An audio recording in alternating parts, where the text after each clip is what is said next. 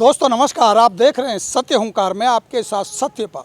शहर फरीदाबाद को सुंदर बनाने की कवायदें लगातार जारी हैं। स्मार्ट सिटी की बात हो या आसपास के इलाके को और सुंदरीकरण करने की बात हो, बहुत सारे हाईवे से कनेक्ट किया गया फरीदाबाद को।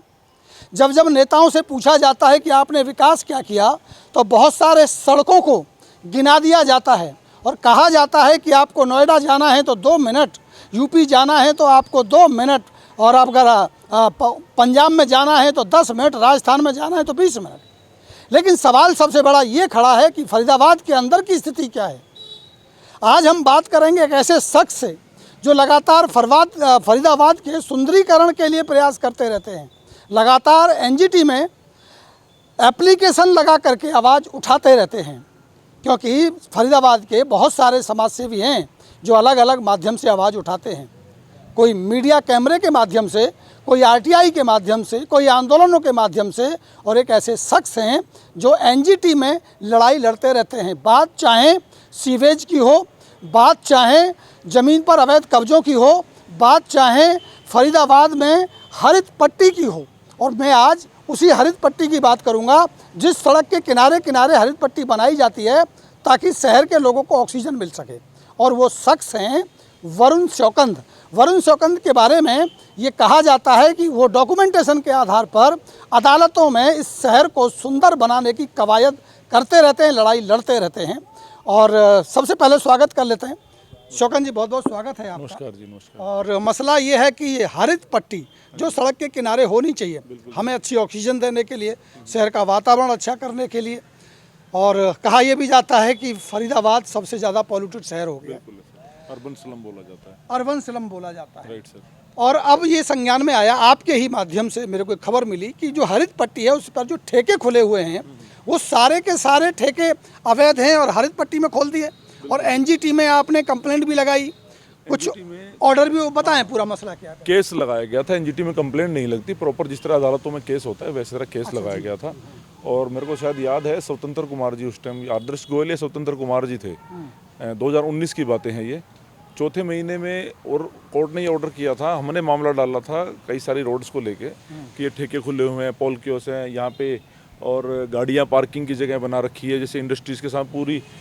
वो जो हार्डवेयर से 55 सेक्टर जो रोड जाते हैं लेफ्ट हैंड साइड पे बहुत सी बड़ी ग्रीन बेल्ट को चॉप करके बिल्कुल हटा के, मतलब पेड़ काट के, और गाड़ियाँ खड़ी कर दी गई थी उसमें।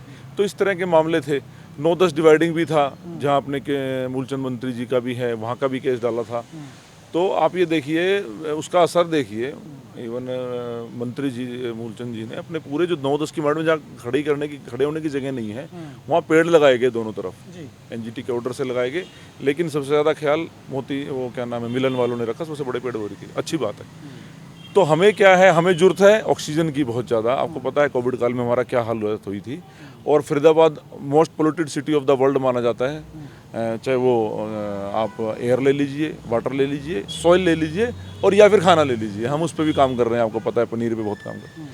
फिलहाल जो केस था उसमें ये जो हमने डाला था केस, तो एनजीटी ने ऑर्डर किया कि सारी चीज़ें इस तरह की पार्किंग और ये जो झोपड़ी वोपड़ी बना लेते हैं, कब्जा कर लेते हैं, टैक्स स्टैंड बना लेते हैं, इनको सबको ठेके वेके सब हटाए जाए। और उसका पालना करते हुए आपको याद होगा 2-3 साल पहले सारे के सारे ठेके सील कर दिए गए थे। मुझे याद है बिल्कुल सील करे गए थे उस ऑर्डर पे। लेकिन उसके बाद वो तो ठेका तो छोटा सा एक वो बक्सा ला के रख दिया जाता है, अब तो बड़े बड़े अहाते खुल रहे हैं हर चौक पे, ग्रेटर फरीदाबाद के तो हर चौक पे। और इवन हाईवे पे देखिए आप, जो अपना ये है बाटा चौक, जो हाईवे पे पर बाटा चौक के कोने पे ठेका खुला हुआ है, बिल्कुल ग्रीन बेल्ट में है।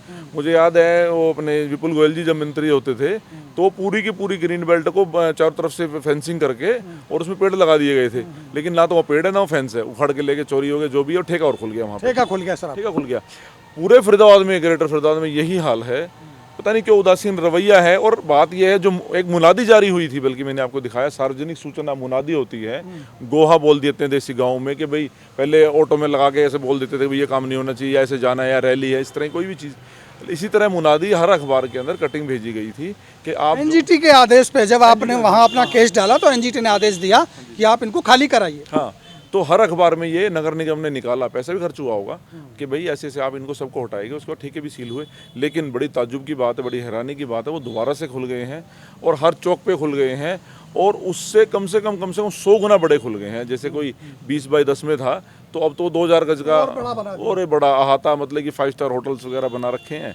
और पता नहीं इतने पीने वाले कहाँ से आते हैं। अरे पियो, वो चीज़ अलग है, पैसे दो, ठेके खोलो, ये व्यापार है, बाहर रेस्टोरेंट खोलो। ये क्या है कि आप घेरते जा रहे हो ग्रीन बेल्ट्स को। मतलब आप शराब बेचने के खिलाफ नहीं हैं, आप ये कह रहे हैं कि जो ग्रीन बेल्ट में आपने कब्जा किया उसे आप खाली कर दीजिए। उन्हें पेड़ भी हटाए हैं इन्होंने। बात ये नहीं है ग्रीन बेल्टों में खेलने नहीं जा रहा कोई, वो ग्रीन बेल्ट ग्रीनरी के लिए है, ओपन स्पेस भी, इवन ओपन स्पेस को भी नहीं आप कर सकते, वो पेड़ लगाने के लिए है।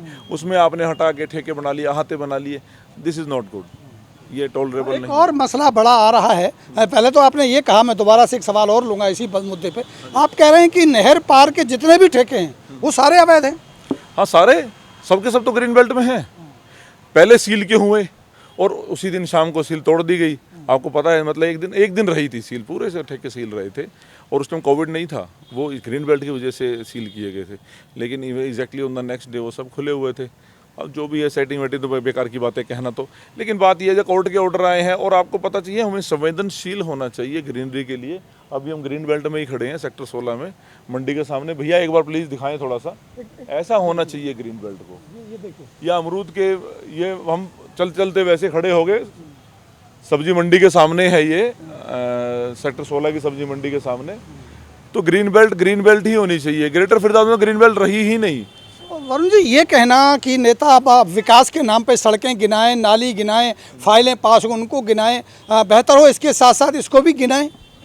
नहीं, ग्रीनरी तो सबसे ज़्यादा आवश्यकता है। आप जो किसी चीज़ की चलोगे रोडों पे, या उस चीज़ को तो बाद में देखोगे, आप जिंदा रहोगे जब। आप हर रोज़ लोगों को दिखाई नहीं दे रहा, मैं बहुत चिल्ला रहे हैं हम तो, लेकिन सुन ही नहीं रहा कोई। कैंसर पेशेंट्स का बुरा हाल है। कल मेरी बुआ जी की डेथ हो गई है, मॉर्निंग में पानीपत गया था सुबह में। विद इन अ मंथ उनको इंटेस्टाइन्स में कैंसर हुआ, और पानीपत में आप कुछ भी नहीं कर सकते थे। कह रहे थे इट्स द लास्ट स्टेज, इतना डॉक्टर का मुंह हिलता है। कितने बड़े बड़े हॉस्पिटल खुलते जा रहे हैं। अम्मा हॉस्पिटल वैसे ही थोड़ी ना है इतना बड़ा जो इन्होंने साम्राज्य लगाया है यहाँ पे, क्योंकि उन्हें पता है पेशेंट हैं यहाँ पे, और पेशेंट और बढ़ेंगे, क्योंकि आप मूलभूत सुविधाएं खत्म करते जा रहे हैं। जो सीवर का आपको पता है, सीवर का कोई सिस्टम नहीं है ग्रेटर फरीदाबाद में। अच्छा, ये पुल का तो चलो, मंझावली का तो वो तो जो अब हमने सोच ही दिया, हम दिमाग से निकाल दिया, बनेगा भी या बनेगा नहीं बनेगा, डोंट नो। कई सारी चीज़ें ऐसी हैं, हवा, पानी और एडल्ट्रेशन, जो फूड एडल्ट्रेशन की बात बता रहे थे हम, ये भी क्योंकि स्वास्थ्य से है, ग्रीन बेल्ट है, इसी एक ही मुद्दा है। पनीर पे काफ़ी काम किया। पनीर पे टोटली नकली है, कुछ भी नहीं है। आप किसी भी दुकान से चले जाइए, 180 रुपए किलो, मैं सामने दिलाता हूँ, 60 रुपए किलो भी दिलाता हूँ आपको। 160 रुपए किलो, 60 रुपए किलो। मेरे एक दिन खुदा ना खास्ता भाई है, वो 5 किलो दूध फट गया, लेट हो गया मैं लाने में, तो मैं दोस्त से कहा तो घर दे जाओ। 12 बजे घर दे के गया तो उनका फ़ोन आया घर से कि जी तो फट गया, पनीर निकाल ले। आप मानोगे नहीं, 1 किलो 10 ग्राम पनीर निकला, उसमें 5 किलो निकड़ दूध है। बहुत मैं 80 रुपए किलो दूध लेता हूँ। अगर कोई ये पूछे कि पनीर नकली और असली की कैसे पहचान हो, तो अगर आप 160 रुपए खरीद के लाएं तो ये मान लीजिए कि वो नकली है। 100% नकली है, और पूरे इंडिया का यही हाल है। सबसे ज़्यादा फूड एडल्ट्रेशन के जो मामले हैं वो फरीदाबाद और गुड़गांव में पाए गए। ये डाटा है, अभी निकाला है। तो ग्रीन बेल्ट से स्टार्ट की जाए। हवा तो आप दे ही सकते हो, दूसरा खाना खूने की तो ये भी होना चाहिए। पनीर खाना छोड़ दीजिए। एक और बड़ा मसला आपने उठाया, ये जो एडवर्टाइजमेंट के बोर्ड लग रहे हैं, जगह जगह आप देखेंगे रोडों पे बड़े बड़े बोर्ड लगा दिए गए हैं। जिनको ठेका मिला, जिनकी निश्चित जगह है, उनके लिए तो चलो ठीक है, उनका अपना एक तरीका है। लेकिन जो अवैध हैं उनको लेके क्या कहेंगे, उन्हें हटाने का क्या तरीका है? देखिए, हटाने का तरीका ऐसा है सर, आप ये करिए, इनकी बिलिंग उठाइए। कौन सी फर्म है जो इस तरह के काम कर रही है, जो बिलिंग कर रही है। 1-1 करोड़ की बिलिंग मिलेगी इनकी 2-3 साल की। तो इनों के पास जब ठेका ही नहीं है, कोई परमिशन नहीं है, तो बिलिंग कैसे कर रहे हैं? आप पेट्रोल पंप पर पेट्रोल मिलता है, डीजल मिलता है, क्या आम आदमी में और पेट्रोल आप ये डीजल बेच सकते हैं, या हम दारू बेच सकते हैं? नहीं बेच सकते हैं ना, क्योंकि हम लेके कहाँ से आए, पुलिस पकड़ के अंदर डाल देती है। Same is the case with the advertisement. आप पकड़िए, आप ये देखिए बिलिंग किस किस की एडवर्टीजमेंट की फरीदाबाद में आज की डेट में हो रही है। और जिसके पास कोई कॉन्ट्रैक्ट नहीं है, तो सब कॉन्ट्रैक्ट दे रखा हो सकता है, जिसको ठेका हो उसने आके दे तू बेच ले, वो तो समझ में आता है। जिसका कोई लेना देना ही नहीं, वहाँ से इंटरलिंक्ड है ही नहीं, आप वो साइट भी नहीं बेच रहे, आप हॉस्पिटल्स में, स्कूल्स में बिलिंग कर रहे हैं, तो मतलब it's means fraud, that fraud है। स्कूल्स में, कॉलेजेस में, हॉस्पिटल्स में बिल्डर्स की आप एडवर्टीजमेंट कर रहे हैं, और आपके पास कोई ठेका नहीं, कोई परमिशन नहीं, कुछ नहीं है, तो जितनी भी फीलिंग है वो सारी फेक है। इसका मतलब वो सारा का सारा भ्रष्टाचार है। बिल्कुल सारा भ्रष्टाचार है। जीएसटी नंबर लेके 1 मिनट में मैं निकलवा के देता हूँ जीएसटी डिपार्टमेंट से कितने की बिलिंग हुई है कौन सी फर्म की। अगर अगर चाहे प्रशासन तो इस पे अंकुश लगा सकता है, लेकिन चाहे तो लगा हाँ हाँ हाँ, अभी बल्कि जयदीप जी थे, नए नए आए थे अभी, तो उन्होंने 119 के करीब साइटें फाड़ी हैं 4-5 दिन में। अब ओमवीर जी भी उसी राह पे हैं, वो स्ट्रिक्ट हैं, लेकिन उन्हें दिमाग, अब हमें कोई बुलाए तो हम दें, बेवजह बुलाना तो आजकल ये सोचते हैं पता नहीं इसका क्या इंटरेस्ट है, हमारा इंटरेस्ट नहीं है। कोशिश तो लगातार आपकी है, आपने चाहे सीवेज का मामला हो उस पर लंबी लड़ाई लड़ी है, और ना कि आपने खाली आंदोलन किए हों या किसी के ऊपर खाली सवाल उठा दिए हों, ऐसा नहीं है। आपके बारे में कहा जाता है आप लेटर लगा के आप एनजीटी में जा रहे हैं, वकीलों की फीस भर रहे हैं, वहाँ लड़ाई लड़ रहे हैं शहर को अच्छा करने के लिए। देखिए, कुत्ता ही पूंछ मार के बैठता है, तो बेसिकली हम तो इंसान हैं, तो थोड़ा बहुत एरिया तो आसपास का मैं साफ़ रखना चाहूँगा। और हमने तो कोशिश किया था कि ये जो हाईवे बना है, बल्कि हमारे ये बड़ोली के भाई हैं, मेरे सारे यार दोस्त साथ पढ़े हैं लिखे हैं, ये मेरे से नाराज़ भी हो गए थे कि वरुण भाई हाईवे हमारी दुकानें बच जाएंगी, लेकिन मेरा प्रपोजल ये था यहाँ पे होना ही नहीं चाहिए था हाईवे, ये तो कहीं और खेतों में से या यमुना के किनारे से जाता तो ज़्यादा बेटर रहता, शहर के अंदर से नहीं जाता तो ज़्यादा अच्छा रहता, ना तो ये ग्रीन बेल्ट ख़राब होती, ना उनकी दुकानें बच जाती। हमें किसी रोज़गार से दिक्कत नहीं है, लेकिन डकैती से दिक्कत है। अंत में एक आखिरी सवाल वरुण जी, ना तो आप चुनाव लड़ने के मूड में हैं, मुझे ऐसा लग रहा है, पूछूंगा आपसे, और पैसा भी आप खर्च रहे हैं और कैमरे पे भी आप दिखते नहीं हैं, वायरल भी आप शहर में होते नहीं, लेकिन शहर की चिंता करते हैं, ऐसा क्यों? देखिए, हमारा बात है, ये नेचर है, ह्यूमन नेचर है। किसी का कुछ नेचर है, किसी का लड़ने का नेचर है, किसी का इस तरह काम करने का है, ये ब्लड है, हम बदल नहीं सकते उसको, हमारे ब्लड में लिखा है लड़ना। ब्लड में लिखा है सही के लिए लड़ना। तो ये थे मेरे साथ, बहुत बहुत धन्यवाद आपका। ये थे वरुण सेवकंद, जो शहर के चिंतक हैं। चाहे बात हम करें सीवेज की, चाहे बात करें ग्रीन बेल्ट की, या बात करें अवैध कब्जों की और अवैध लगे बोर्डों की, तो लगातार उसके ऊपर काम करते रहते हैं। वकीलों की मोटी मोटी फीस जाती है, एनजीटी में लड़ाई लड़ते हैं, पार्टी बनते हैं, दुश्मनी भी पालते हैं, पैसा भी खर्च होता है, और ना कैमरे पर दिखते हैं, ना चुनाव लड़ने की जिज्ञासा रखते हैं। तो कहते हैं शौक़ है, इच्छा है कि शहर बेहतर हो, और हमारी भी कोशिश यही है कि ऐसे व्यक्तियों को, ऐसे समाज सेवियों को, ऐसे शहर के चिंतकों को हम आपसे रूबरू कराते रहें। फिर मिलेंगे कुछ और लोगों के साथ और कुछ और एक्टिविटी को लेकर के भी बात करेंगे। आप जुड़े रहें हमारे साथ और देखते रहें सत्यों का। नमस्कार।